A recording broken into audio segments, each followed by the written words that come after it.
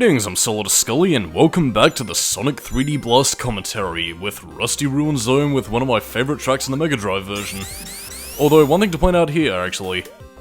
Extra Life, and yeah, considering the fact that they have Jin Tsunoi on the payroll, yeah, they reuse a lot of his Sonic 3 jingles, so whoopee.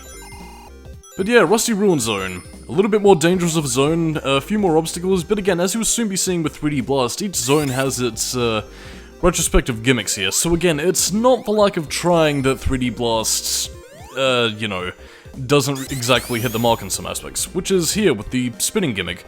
Again, you need it to take down the stone pillars that you saw earlier. We couldn't take them down with a spin dash, but the good thing about this is that you can, well, take out enemies.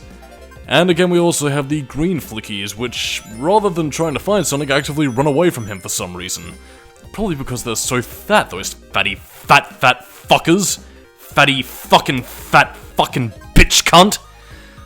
Sorry for swearing. I'm sorry if I hurt your ears with my harsh language. But I mean, yeah. Again, as I mentioned in the previous part, flickies have different behaviors. You also have some red flickies that bounce up and down, making craters in the ground.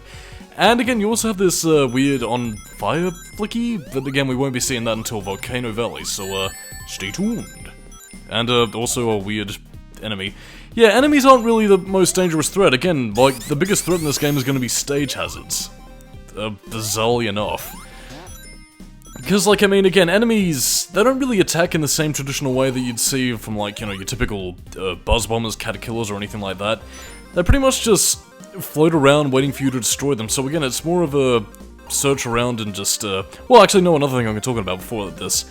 You can actually use Tails and Knuckles as a bank to store rings, so again, if you don't have enough, you can store 15, and then if you get, like, another 45, then you can, well, pretty much just, actually, no. Fuck it, my maths isn't really correct, but basically, get more rings, that isn't exactly 50, and then you can save it. By the way, that's, collect 10 of those, Sonic tokens, and that's a continue. Not an extra life, as people might mislead you to believe, but a continue. Not that you'd really be needing one in 3D Blast, I don't think. Like, I mean, in terms of difficulty, I wouldn't say 3D Blast is necessarily a hard game. Like, I mean, again, in terms of the main gameplay, never mind the special stages, it does at least have a competent challenge. The problem is, that challenge is mainly about finding birds. So, yeah. Although there is actually an interesting bit of trivia to that, because again, Sonic 3D Blast is actually both a weird sequel, both to, again, Sonic the Hedgehog, again, and it has all typical Sonic elements, but also to the Mega Drive game Flicky, which is basically like an arcadey game that's actually set up in structure very similar to this game. Like, I mean, in the game Flicky, you play as the titular bluebird Flicky, who basically has to rescue little chicks from, like, a tiger thing, and basically you're leading them from the store shelves over to the exit. So again, much in the same vein as Sonic 3D Blast, you get flickies and you lead them to the exit portal. And, well again, like, I mean, it's a good attempt to kind of meld the two gameplay styles together, but, one or the other isn't going to be necessarily what people are after, and again, I think that does kind of summarize Sonic 3D Blast's problems right then and there, in the sense that it's a finely crafted game for what it sets out to do, and was handled about as well as it could have been. The problem is that, when it comes to this typical classic Sonic experience, a lot of people just didn't really, gel with it. Although, that being said though, like, I mean, 3D Blast is also the sort of Sonic game that I think I'm right to say isn't exactly lumped in with the same sort of, you know, 06 and Shadow levels of, oh god, this game is literally so bad that it ruined Sonic forever or anything like that. Again, it's really not, but it's also the sort of game which isn't exactly talked about with high praise. It's pretty much, I'd say in terms of its overall reception in the fanbase, is pretty much met with the same sort of regard as like the advanced games, or Sonic Rush, in that it's liked in some aspects, but kind of ignored in others. I'd say more so the advanced games than Sonic Rush, really, because, I don't know.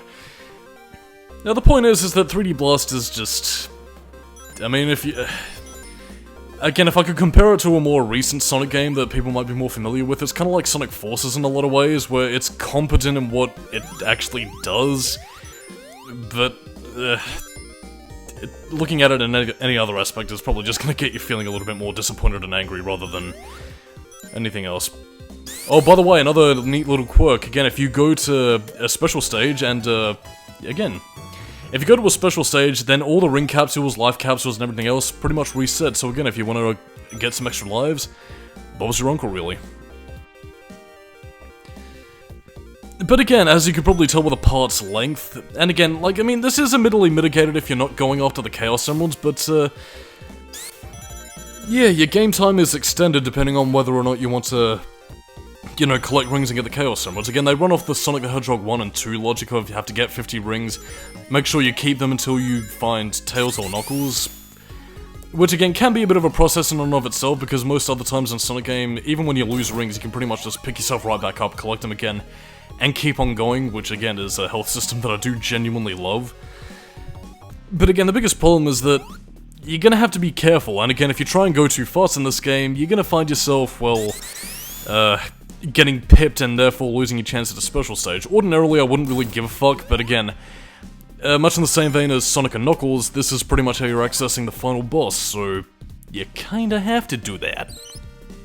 Oh yeah, and by the way, even if you don't get hit yourself, the birds themselves can also be pipped by stage hazards or enemies, so yeah. Means you gotta collect them again, which is a little bit annoying when you have the red and green birds who like to run away or bounce all over the place like they just had a mountain of coffee and coconut cake. That being said though, if I can comment on the music again, the soundtrack of 3D Blast was done by Jun Senoi and Tatsuyuki Maeda, and I fucking love this soundtrack. It's absolutely beautiful. Rusty Ruins is probably one of my favorite pieces of all time, both in the Saturn and Mega Drive version, which I suppose I should probably talk about it.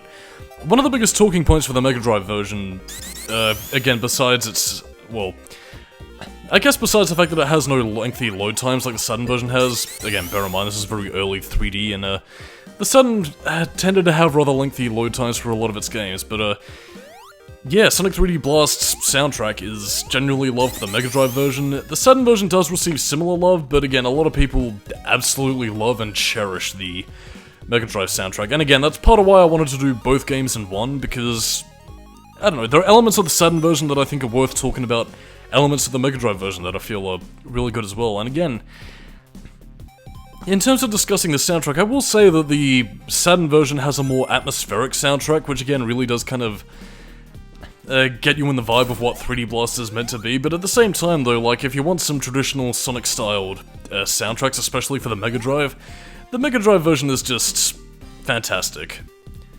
I don't really have a preference for either one, it's pretty much what was the other game that had an example like this? I forgot it. It'll come back to me in time, but the point is, I love both soundtracks equally, and they're beautiful. Unfortunately, though, to talk about the Flame Shield that I collected and subsequently lost, yeah. It doesn't have the dash ability. I guess maybe they thought it would be redundant given that we have the homing attack, but yeah. And, again, I would just like to remind you, this was during this Mega Drive playthrough was a test playthrough more than anything else, so, yeah, I am very rusty at 3D Blast. But I mean, I haven't played it in 7 years, so what the fuck do you want from me?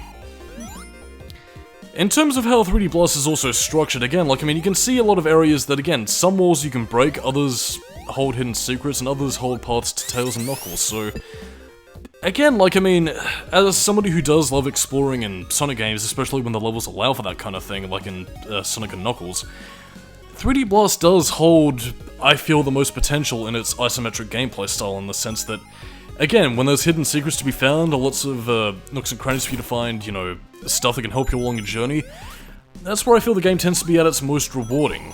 It's...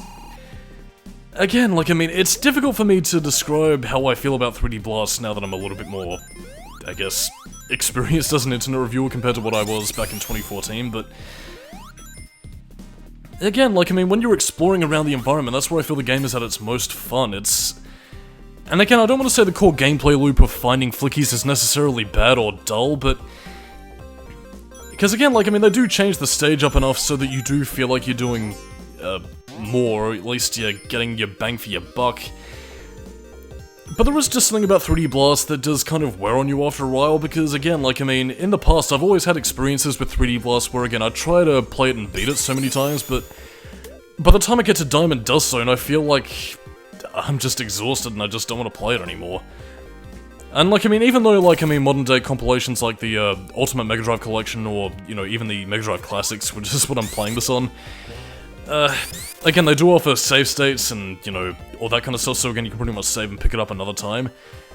At the same time, though, I don't really feel the mood to play 3D Blast after a while, so, like, I mean, all my attempts usually end up in, yeah, you know what, I'll do it sometime else, and then I'll start from the beginning, then play it again, and just kind of go on that repetitive cycle, really. So, like, I mean, it's not an exhaustive game in the sense that it lasts forever and that, you know, you're gonna be begging for the sweet release of death for it to be over. It's just lengthy in the sense that what it does is just a little bit old after a while. I could probably expand upon that a little bit more eloquently, but again, it's the best way I really have to describe it. Like, I mean, to talk about my recording sessions, I basically did all this in bursts. Like, I mean, after a full-time at work, or whatever, I pretty much just come home, have a bit of dinner. I recorded like a part per segment, and that was pretty much my week. So, yeah, that's pretty much how I was able to do it. But again, like, I mean, especially for a Mega Drive game, that's not the sort of mindset that you're really into. Like, that's more so something you have for like JRPGs or, you know, games of the modern era, really. Not something like of around 1996. But anyway, now we're going to transition to the Saturn version, which does hold a few little extra secrets that we're going to behold. Atmosphere. And something that the Saturn version does also provide is added weather effects. Not just fog, but also rain. And again, compared to the Mega Drive version, it's got a much more of a atmospheric feel to it. Both in terms of the piano stuff and, well, again, just the fog in general. Again, like, I mean, Flicky Island isn't really given much expansion upon in terms of what it is as an environment. It's pretty much your basic Sonic, like, South Island, West Side Island, Angel Island, naturistic, ruins setting that, again, you've seen in Sonic games past. But at the same time, though, you do also... I don't know. It's very atmospheric for what it sets out to do, even if it doesn't have much context. But, yeah, this is also where some platforming does tend to come into play, and, well, depending on how you go, you'll either be able to bypass it quite easily. And I mean, I will say right off the bat that, again, the platforming in 3D Blast is, without a doubt, its weakest aspect, because, again, something you might also be noticing. We're not really doing much of that besides jumping upstairs and, just stuff you could probably easily climb even yourself. And again, a lot of that is mainly to do with the fact that, again, as you can see right there, you can pretty much easily bypass that platforming segment, which again they knew because again, right down there, there's also a spring which you can easily just bounce yourself up and get through with no fuss. I mean, obviously there are a few platforming segments later on in the game, but yeah, they kind of go to show that again, this game wasn't exactly doing well in the 3D platformer part of the platformer. But I mean, really, it's I mean, I will say that 3D Blast was an experiment, and, you know, if there's one thing I can say, at least for the Mega Drive version, I am impressed with what Traveler's Tales was able to do. Like, I mean, again, they were able to pull off an experimental style for Sonic. Actually, no, it was a Sonic Labyrinth release before this? I don't remember. I don't know. I commend them for what they were trying to do, but apart from that, I really don't know what to say. But now it's time for another specialization. Blarn. And now you go to the Grand Canyon. Oh, I love these special stages so much. They fill me with joy and pride.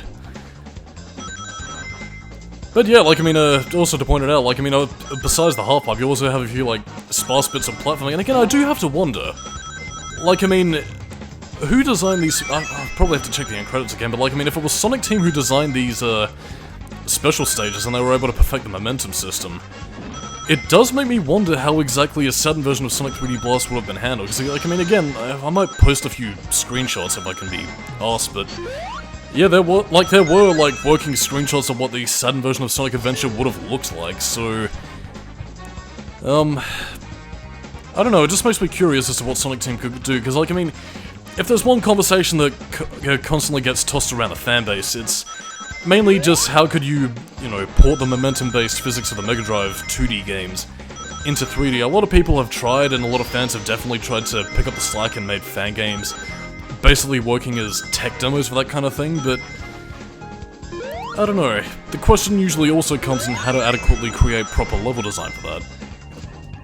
And like, I mean, 3D Blast and special stages do tend to do a decent job of that. But again, it's, I don't know, just a bit of a curiosity, really. Whee! God damn, that is satisfying. Like, I love these special stages so much, they are just... mwah, bellissimo!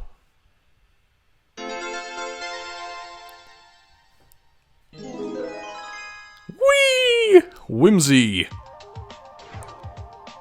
And notice how the fog cleared up as soon as we got back to Tails, but now Sonic is in Silent Hill. Although it's kind of ruined by that music, which is a little bit counterintuitive to what the ambience. Actually, another thing I want to point out, actually, it might be more Act 1 rather than Act 2, but I do believe Rusty Ruin Act 1 was actually remixed for Shadow the Hedgehog's Lost Impact. I mean, Jun Sonoya was working on the soundtrack of that as well, so it does kind of... Well, actually, no, this was worked on by Richard Jacques, so, curious. I guess maybe, it's either a coincidence or maybe, there was some love for the Saturn version of the soundtrack. But alas, that is Act 2. Go, Sonic, to your home planet with aliens, or whatever. And now we're gonna be going on to the Mega Drive versions of the boss fights. The boss fights where I sucked. Though, speaking of which, though, I really do love this boss theme. Oh no, it's Dr. Robotnik. He is evil man, and he is going to destroy the world, and this boss fight sucks because I can't gauge isometric perspectives. You see the pattern, it's pretty easy, except when you try to jump on the arms, except that's easy. Okay, to kind of cut out of singing for a moment. What I'm constantly trying to do is that, again, because of the perspective, I'm trying to go diagonal to, again, try and get an adequate hit on Eggman's hitbox. The problem is that, again, the game expects you to basically just jump forward. That's all you need to do, like that. Except the problem is, again, the isometric perspective fucks with your brain, so, like, I mean, what you think, again, you'd be trying to jump across the side and try and hit him, doesn't fucking work. So again, like, you're constantly at odds with yourself trying to get the perspective. It's easier when you know what to do, but again, the perspective fucks with your brain so much that it makes these boss fights a lot harder than they could have been. Like, again, these boss fights are a lot easier than I'm making them look, but... oh, God. It's just my brain fucking with me, really, and, I would have gotten a better take, but I love this boss theme too much, and, yeah. So, the shaming of the Solidus-Skully. Again, like, I mean, when you start getting into the rhythm of it, it's fine, it's just isometric perspective and flair. Anyway, on that note, I'm Solidus-Skully, keep it numeral, and the next time on Sonic 3D Blast, we're going to Spring Stadium, which looks like McDonald's. See you later.